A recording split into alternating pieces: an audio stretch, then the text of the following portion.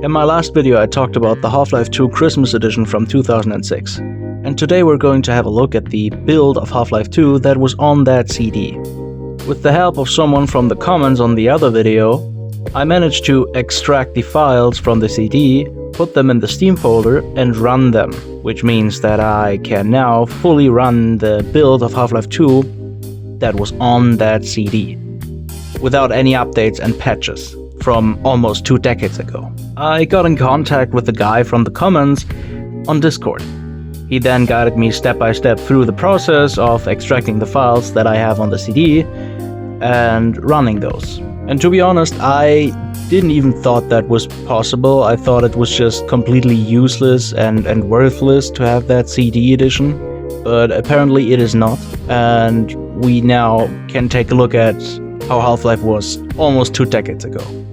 So what is different about Half-Life 2 from back then and nowadays? Well, killing enemies felt way better. The engine felt smoother in regards of killing enemies and NPCs.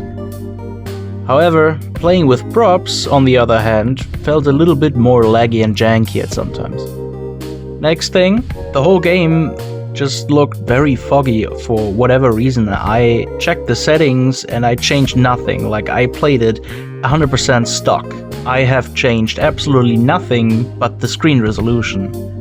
The fire also looked better than the one that we have nowadays. However, it is in a lower, much lower frame rate, so it's like kind of not really necessarily something that you would pay attention to.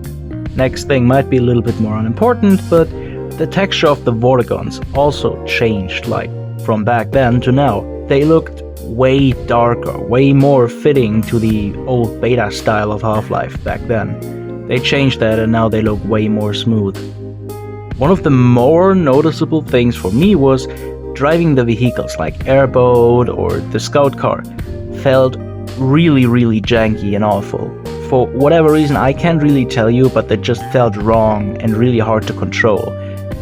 Safe to say, Half-Life 2 back then was okay. I think that the new versions that we have today are just way better.